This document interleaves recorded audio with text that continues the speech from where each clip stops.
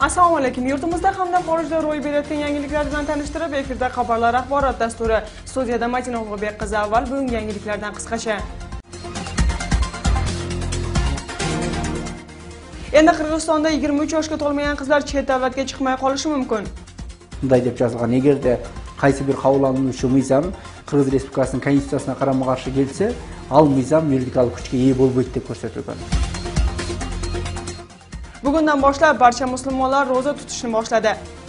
İş tushganda, ishing yurishganda, boylikda, biylikda, kedaylikda, o'g'ri-sirqo'da, musibatda Alloh taolo sabrda bo'lacak. O'shning 3 sportchisi Grek Rim hamda erkin kurash bo'yicha Osiyo chempionatida 1 oltin, 2 bronza medalni qo'lga kiritishdi. Jelek ko'tarilib, timni o'ynatganman. Suyunib, quvonib.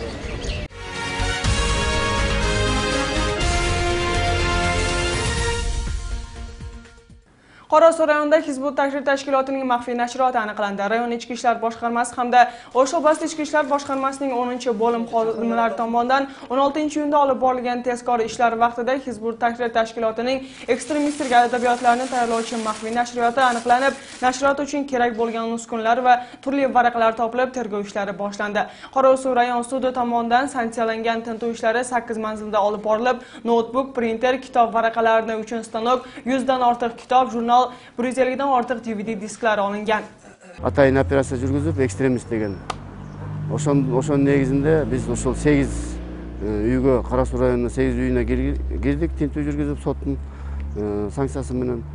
O'shonda 150 dan oshiq kitapçeler chiqdi. O'shol Hizbut Tahrir partiyasына тиешелүү болгон. Азыр булардын баарын теологиялык экспертизага бердик. Теологиялык экспертиза чыкса, biz булардын үстүнөн кылмыш ишин козгойбуз 299-статьянын негизинде. Анан булар менен тергөө амалдары жүрөт. Prezident Almazbek Atambayev Qiryol qishlog'idagi yer ko'chkidan jabrlanganlarni uy bilan ta'minlash vazifasini topshirdi. Bugun davlat rahbari Almazbek Atambayev favqulodda holatlar ministri Qubbatbek Bo'ronov bilan uchrashdi. Uchrashuvda ministr O'sh, Batken, Jalolobod, Chuy hamda Tos oblastilarida tabiiy ofat oqibatida keltirilgan ziyonlarni to'ldirish haqida ma'lumot berdi. Davlat rahbari Bo'ronboyevga Jalolobodning Qiryol qishlog'idagi yer ko'chishining oqibatida uylarni yaroqsiz holga kelib qolgan fuqarolarni uy bilan ta'minlash masalasini muhokama qildi. Uchrashuv vaqtida uylarni yaroqsiz holga kelib qolgan yashovchilarni sovutishguncha yashash joyi bilan ta'minlash kerakligi ta'kidlandi.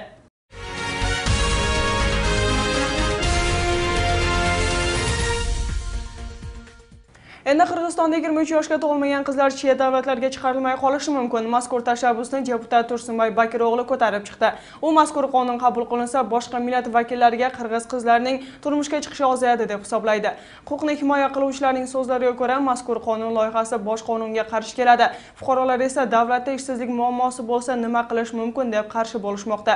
Taklif qilingan qonun loyihasi muhojirlarga qanday ta'sir ko'rsatadi? Bu haqda navbatdagi lavhada. Deputat Tursunboy Bakiro'g'lining aytishicha, turmushga chiqmagan qizlarning ko'pchiligi xorijlik fuqarolarga yor bo'lishmoqda. Shu sababdan xalq vakili masalani hal qilish uchun 23 yoshgacha bo'lgan qizlarni chet o'lkaga chiqishini taqiqlash kerak deb hisoblaydi. Maga Koreyadagi bordoshlaringiz ko'p qayrilishadi. Qirg'iz qizlari ishtageni barib, Koreya ulutundagi mirzalarga turmushga chiqib olib, ara jolda qolib жатышат. Экинчиден, мындай маселе Орусия, Казакстандагы мигранттардын арасында да болуп жатат. Ошондуктан 23 жашка чейинки кыздарды чет жака чыгаруу тууралуу сунуш айттык. Эми аны колдошобу, жокпу белгисиз. Xalq vakili qo'shimchalaganday, xorijga ta'lim olishga o'tgani haqida buyrug'i borlarga bu qonunning aloqasi yo'q. Shu bilan birga chet elga chiqayotgan qiz-kelinlar uchun ham cheklov olinadi. Qolgan 23 yoshga to'lmagan qizlarning tashqariga chiqish huquqiga cheklov kirgiziladi. Muhojirlik boshqarmasining mutaxassislari bu qonun qabul qilinsa, Qirg'iziston muhojirlariga katta muammo yaralishini aytadi. Орыс tilinde славы пол дегендей, биздин nazik ayal qizlarыбыз үй бүлөнү багып калган. Бул жашыруун эмес. Ошондуктан үй бүлөдө сен 23-ке чейин чыкпайсың деп аны эн атасы багып отура албайт. Кыргызстанда жумуш орун табыш кыйын. Ошондуктан биз жумушчу күчүн экспорттоого муктаж болуп атабыз. Ошол мезгилде биз тыюу сала албайбыз. Xalq orasida ham taklif qilinayotgan loyihaga nisbatan noroziliklar ko'p. Sababi ko'p oilalar chet o'lkadagi qizlarini topgan mablag'lari evaziga kun kechirishmoqda. 23 yoshgacha bo'lgan qizlarni ushlab o'tirish uchun o'lkada ish o'rinlari yaratish zarur ekanini bildirishdi. Bizga o'xshagan qarabqoyim elga o'ta оор.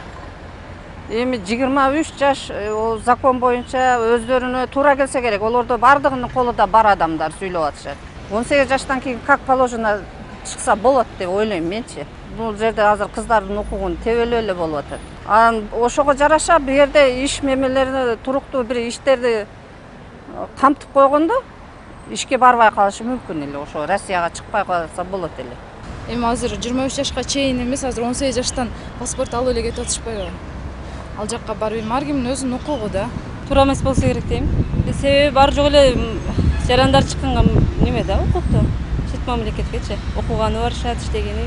Statistika bo'yicha muhojirlarning 60-70% 18 yoshdan 23 yoshgacha bo'lganlardan iborat. Xalq vakili mazkur yoshdagilar chet o'lkalarda qulchilikka, turli zo'ravonliklarga uchrashganini ta'kidlab, cheklov orqali muammoni hal qilamiz deydi.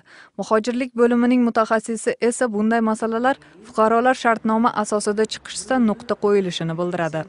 Mamlaketlik dеңгээлде жумушка жайгашуу жолго коюлган азыр.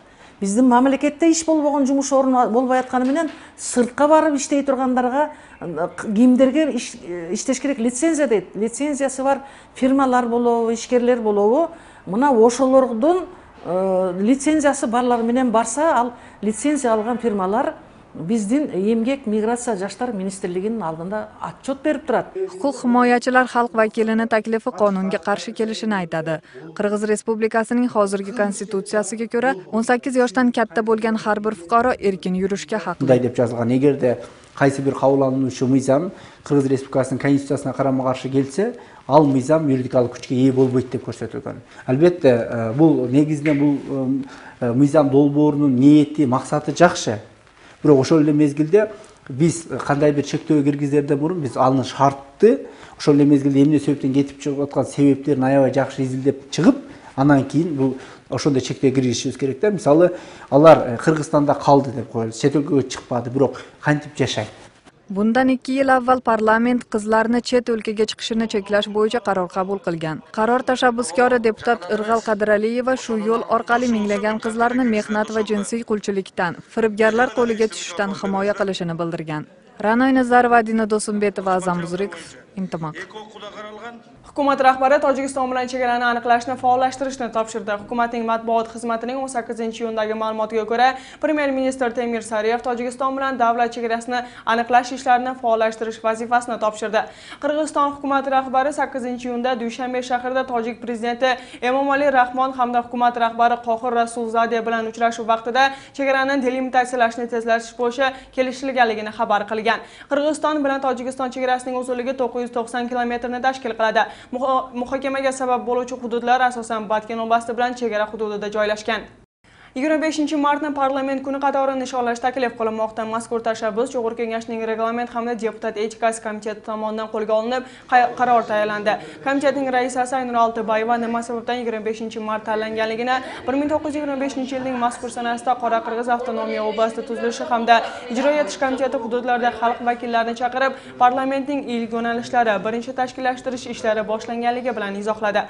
Mazkur sanani nishonlash tashabbusini Jo'g'ir Kengashining inson huquqlari, konstitutsiya qonunlari hamda davlat tuzilish komiteti qo'lladi. 19-iyun kuni xalqaro hamda mahalliy siyosat tahlilchilarining ishtirokidagi yig'inda ham mazkur masala muhokama qilinadi. Shundan so'ng deputatlarning umumiy yig'inida qarab chiqiladi.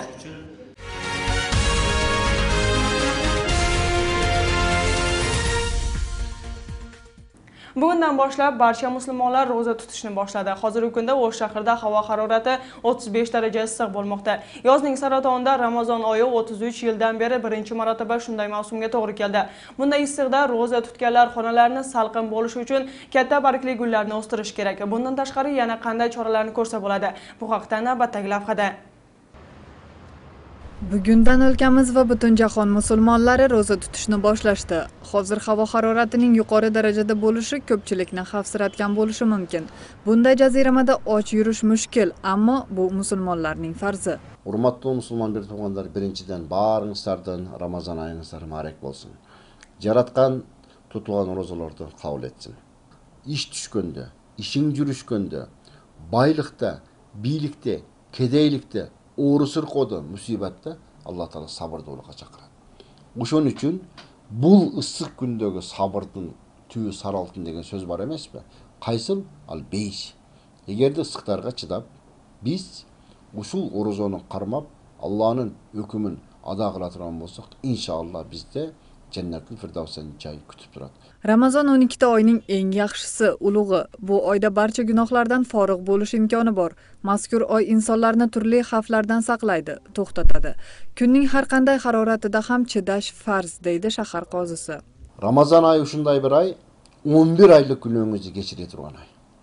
Ramazan ayı ушундай ay, eğer Ramazan-ı Şerif'te ata-enеңiz duasını alsanız, siz beyişke mandat ala turgan ay. Bir gana orozonun ısık gününde emas, orozo soğuk günde gelse dağı sabırдуулук керек. Ошону менен биргеликте ушуну жебей, ошол шам намазынан дери күтүш, ошого Аллах баарыбызды сабырга чакырат. Эгер Аллахнын өкүмүнө Аллах көрүп турат, Аллах билип турат деп сабыр менен ушундай кылып итаат кылган болсо, бул кишиде күнөө калбайт, жаннаттан Аллах жай берет. Ramazonning birinchi kuni shahar yashovchilari uchun qanday kechmoqda? Jaziramada holsizliklar bo'lmayaptimi? Qanday maqsadlar bilan ro'za tutishmoqda? Qiziqib ko'rdik. Бар жоқ Аллахтан өзүбүз эртеңкиге гарантия бере албайбыз го. Биз жокчулуктун пайдасын сезүүдө главный иш. Жок, эми бул мусулмандардын парзы да. Кыйналбайм деп ойлойм, эми өзүнчө топук берет го розада. Ошо. Yo'q, qilmayapmiz. Mayli bo'lsa ham Alloh sabr bersin, tutamiz. Alloh roziligi uchun odam salomatchiligiga foydasi katta. Savobga ega bo'lishdan bo'lak insonni ichki dunyosini, organizmini tozalaydi ro'za tutishlik. Tibbiyotda ham ochlik bilan davolash yo'llari mavjud. Ammo kun bo'yi och yurib birdaniga ko'p taom iste'mol qilishlik turli kasalliklar olib kelishi mumkin. Ro'zadorlar ochlikni issiq havoda yengishi uchun xonaga barglari katta bo'lgan gullar, akvarium qo'yib olish kerak. Tez-tez qo'llarini muzdak suv bilan yuvib turishi zarurligini shifokor tavsiya qildi. Och oshqozon ichak sistemasida bo'shab turganga bersa qattiq zo'riqish bo'ladi hamda u yerda ayrim kasalliklarni, masalan, oshqozon ichakni yallig'lanish kasalliklari, oshqozon ichak yarasi kasalliklarini keltirib chiqarishi mumkin. Endi hozirgi bunaqa issiq sharoitlarda albatta ro'zani tutish juda qiyin bo'ladi.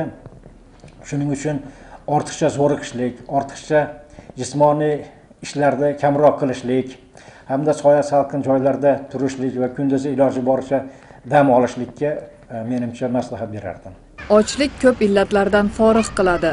Biroq oshqozon yara, qandli diabet kasalliklari bilan og'riganlar va homilador ayollarga yengilliklar ko'rilganini shifokor hamda qozi ta'kidlashdi. Eslatib o'tsak, bunday jaziramaga ro'za oyining to'g'ri kelishi 33 yilda qaytalanmoqda. Ra'no Nazar va Ilhom Ibragimov, Intimaq. Qirg'izistonda ro'za hayiti 17-iyulda nishonlanadi deb belgilanmoqda. Bu haqda Qirg'iziston musulmonlar din boshqarmaligining muftiyi Maqsad Hoji To'xtamushev matbuot vositalariga bildirdi. Qirg'izistonda ro'za tutish 17-iyulda yakunlanib, ro'za hayiti 17-iyulga to'g'ri keladi deb taxmin qilinmoqda, dedi To'xtamushev. 18-iyundan boshlab Qirg'izistondagi musulmonlar ro'za tutishni boshladi. Bugun Bishkek vaqti bilan saharlik vaqti 3:00 da bo'ldi. Iftorlik kech soat 20:48 ga to'g'ri keladi. Yil boshidan beri 25 bola yo'l halokatidan vafot etgan. Joriy yilning yanvar-iyun oylarining oralig'ida Qirg'izistonda o'smirlar ishtirokida 450 dan ortiq yo'l halokati ro'yxatga olinib, 25 bola ko'z yumgan. Yana 512 nafar o'smir turli tan jarohat olishgan. Bu haqda AZTX yo'l nazorat xavfsizlik xizmatidan xabar qilishdi.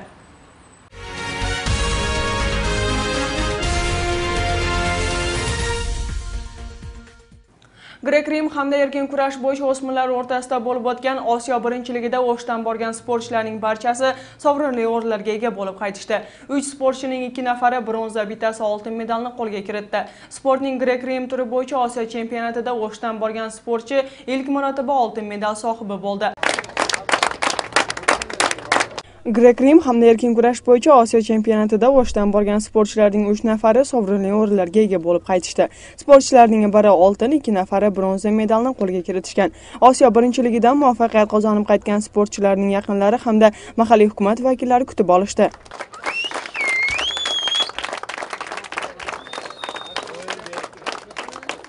On 14-iyun kunlari Indiyaning New Delhi shahrida o'smirlar orasida bo'lib o'tgan Osiyo chempionatida Qirg'izistondan jami 10 sportchi borgan. Ularning 4 nafari sovrinli o'rinlarga ega bo'lgan bo'lsa, uning 3tasi O'sh shahridan borgan sportchilar. 3 mamlakatdan sportchilar bilan kurashdim. Turkmeniston, Объединенные Арабские Эмираты и Индия. kurashchilar bilan kurashdim, ikkovini utib, birini utilib qoldim. Osiyo birinchiligida Qirg'izistondan borgan 2 sportchi oltin medalni qo'lga kiritgan. Sportning grek-rim turi bo'yicha Osiyo chempionatida O'sh shahrining yashovchisi ilk marotaba oltin medal sohibi bo'ldi. U mazkur tasvirdagi Aqshol Mahmudov. Sportchini bugun yaqinlari quvonch bilan kutib olishdi.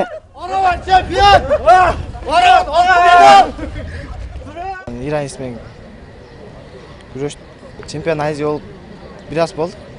Jelek ko'tarilib, gimn o'ynatilganda suyunib quvondik. Өтө кубанычтамын, толкундануудамын. Бул инимден күткөнмүн ушул ийгиликти. Булар семейный спортсмендер, акелери да болуп жүргөн ушул убакка чейин. Мына эми кичинекейибиз дагы бүгүн Азиянын чемпиону болуп келип отурат. Osiyo chempionatida 12 davlatdan 100 dan ortiq sportchi ishtirok etgan. Mamlakatlar orasida Qirg'iziston 3-o'ringa ega bo'ldi. Chempionatda ishtirok etgan sportchilarning barchasi Qirg'iziston birinchiligida yoki xalqaro bellashuvlarda muvaffaqiyatga erishganlar. Bellesh 5 kunga sozuldu. Shu har bir kuni 2dan salmoq, 3dan salmoq shunday 5 kunga sozuldu. Janagıday dayardыктар болот. Сбор деп коет. Ошо сборлорду даярдап, балдарды мелдешке dayındab ondan keyin shu Aziyaga borib qatnashib kelamiz. Umumiy hisobda Qirg'iziston erkin kurash bo'yicha 1 bronza, grek-rim kurashi bo'yicha 2 oltin medalni qo'lga kiritdi. Eslatib o'tsak, erkin hamda grek-rim kurashi bo'yicha o'smirlar o'rtasidagi Osiyo chempionati 15-marotaba o'tkazilmoqda. Qirg'iziston eng arzon davlat deb aniqlandi. Xalqning yashash sharoitini o'rganib chiqqan Britaniyaning Mercer o'lchovi deb nomlangan guruh Bishkekni dunyodagi eng arzon poytaxt qatori aniqlashdi.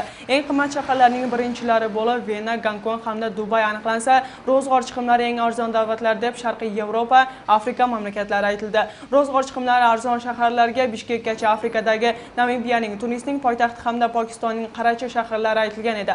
Mercer xalqaro universitetining xodimlari davlatlardagi yashovchilarning hayotini 10 yo'nalishda qarab, har yilda arzon hamda qimmat davlatlar ro'yxatini aniqlashadi. Joriy yilning eng qimmat mamlakati deb Avstriya aniqlandi.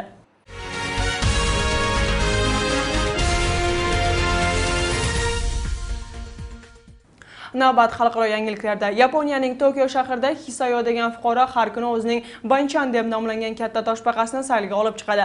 Mahalliy yashovchilar uchun bu odatiy ko'rinish bo'lib qolgan. Bir oilaning a'zosiga aylanib qolgan toshbaqa haqida navbatdagi lavhada. Bunday hol Tokioning markaziy rayonlarida odatga aylangan. Mahalliy yashovchilardan biri Hisao Mitani bir necha yillardan beri ulkan toshbaqasini sayrga olib chiqadi. Toshbaqaning ismi Bonchan. Biroz avval ularni shahar ko'chalarida sayr qilib yurgan rasmlari internet tarmoqlarida sensatsiya yaratgan edi. Bonchanni Hisaoning ayoli hayvonot do'konidan olib kelgan. Ular Bonchanni bunchalik kattalashib ketishini kutishmagan. Hisaoning qo'shnilari Bonchan juda yuvosh, biz uni silab, o'ynatib yaxshi ko'ramiz deyishdi. Ular marhumlarni so'nggi yo'lga kuzatish byurosida ishlashadi. Bonchan kayfiyati yo'q kelgan xaridorlarni ko'nglini ko'tarishga yordam beradi. Биздин кеңсебизге кардарlarыбыз көңүлү сууз келишет. Бирок Бончанды көргөндө алар бир аз болсо да жылмайышат. Мен ойлойм, бул аябай жакшы. Bonchanning vazni 70 kilogrammni tashkil etadi. U bundan ham ko'payishi mumkin. Toshbaqa meva va sabzavotlar bilan oziqlanadi. Ko'proq olma bilan sabzini yoqtiradi. Ал өзүмчүл болуп баратат. Ар дайым жүрчү жолуна баскысы келбей калды. Башка жолдорду издей берет. Мындай кылыктары кээде тажатып жиберет. 62 yoshdagi Hisao bilan uning ayoli bir narsadan xavotirga tushmoqda. Ularning farzandlari yo'qligi sababli biz olamdan o'tib ketsak, Bonchanga kim g'amxo'rlik qiladi deya o'ylanishadi. Hozir ular qo'shnilar orasidan o'zlaridan keyin toshbaqaga qaray oladigan ishonchli odam izlashmoqda. Olimlar esa Maya sivilizatsiyasi qiroli Pakalning gumbazidagi yozuvlarning ma'nosini aniqlashdi. Pakal 12 yoshida taxtga o'tirib bir necha cherkovlarni qurdirganligi ma'lum. Meksikaning Palenka shahrida topilgan gumbazni 60 yildan beri o'rganib kelishgan. Gumbazda nimalar haqida yozilganligi haqida navbatdagi lavhada. Meksikalik olimlar 60 yildan beri tadqiqot olib borgan Mayalarning Bakuls xonligi qiroli Pakalning qabri ustiga yozilgan so'zlar ma'nosini aniqlashdi. Mutaxassislarning so'zlariga ko'ra, u 9 ta nayzali uy degan ma'noni anglatadi. Palenka shahrida ko'milgan gumbaz o'tgan asrning 40-yillarida topishgan. 28 tonnalik tosh gumbazdagi yozuvni o'qishga uni nochor holda saqlanganini to'sqinlik qilgan. Tadqiqot ishlariga Meksikadagi Milliy avtonomiya universitetining olimlari Guillermo Bernal yordam bergan. la casa de las 9 lanzas afiladas. 9 курш найзалуу үй. Бул киниче Ханаба Пакаля падышанын күмбөзүнүн аталышы. Азыркы күнгө чейин биз мындагы жазууларды чечмелей албай келгенбиз. 9 курш найзалуу үй деген аталыш согуш менен байланышкан. Ал табыт сактоочу үйдү коргоп турган 9 жоокерди көрсөтүп турат. Pakal Maya sivilizatsiyasini taniqli qirollaridan biri. U 12 yoshida taxtga o'tirgan. Bir necha cherkov hamda binolar qurdirgan. Pakal ko'plab harbiy salohiyatlarni ham namoyish etgan. Uning yoshligidagi portreti yosh harbiyning boshi deb nomlanib, Maya qirolligining ramziga aylangan. Qadimiy Palenka shahri sayyohlar ko'p keladigan joylardan biriga aylangan. U yerga har yili dunyoning turli burchaklaridan minglab sayyohlar tashrif buyurishadi. Olimlar tadqiqot ishlarini bundan keyin ham davom ettirishni ma'lum qilishdi. Bugun sizlarga yetkazmoqchi bo'lgan xabar lavhalarimiz mana shularni tashkil qildi. Bu va boshqa ma'lumotlar bilan www.intimaq.kg saytidan va 106.1 FM to'lqinlarida tranzit axborot dasturidan tanishishingiz mumkin. Ko'rishguncha xayr, omon bo'ling.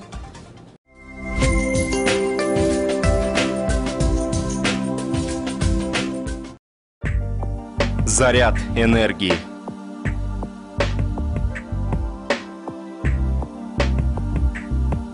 Бодрость духа.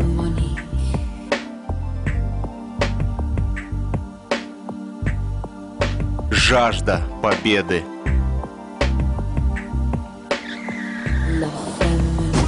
Ой, помогите. Теперь курс с добавлением благородной травы гиик-от Ачалап с ароматной травой райхан. Тонизирует, утоляет жажду, заряжает энергией и бодрят. Новинки от компании Алайку. За ними стоит бежать.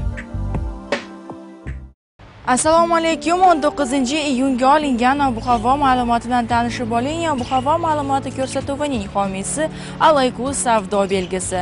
Qirg'iz Respublikasi ob-havoni kuzatish markazining bergan ma'lumotiga ko'ra, ertaga yog'ingarchilik kutilmaydi. G'arbdan esgan shamolning tezligi sekundiga 2-7 metrga yetadi. Havoning harorati kechasi Batken oblasida 20-23, kunduzi esa 32-35 daraja issiq bo'ladi. O'sh oblastida kechasi 23-24, kunduzi esa 33-36 daraja. Jalolobod oblastida kechasi 23-24, kunduzi esa 33-36 daraja. Norin oblastida kechasi 13-15 daraja, kunduzi esa 24-25. Talas oblastida kechasi 21-30, kunduzi esa 28-31 daraja. Issiqko'l oblastida kechasi 18-20, kunduzi esa 26-27 daraja issiq bo'lishi kutilmoqda. Chuy oblastida kechasi 20-22, kunduzi esa 28-30 daraja issiq bo'ladi. Poytaxtimiz Bishkekda ertaga yog'ingarchilik kutilmaydi. G'arbdan esgan shamolning tezligi sekundiga 2-7 metrga yetadi. Havoning harorati kechasi 21-23, kunduzi esa 30-32 daraja issiq bo'ladi. Shahrimiz O'shda ham ertaga yog'ingarchilik kutilmaydi. G'arbdan esgan shamolning tezligi sekundiga 2-7 metrga yetadi. Havoning harorati kechasi 22-23, kunduzi esa 32-34 daraja issiq bo'lishi kutilmoqda. Sizlar 19-iyunga olingan ob-havo ma'lumoti bilan tanishdingiz. Ob-havo ma'lumoti ko'rsatuvining homiysi Alayku savdo belgisi. Ob-havo ma'lumoti bilan esa men sizlarni Dilafruza Dajanova tanishtirdim. Salomat qoling. Заряд энергии.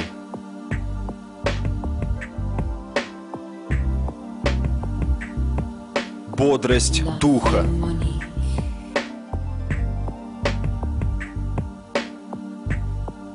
Жажда победы.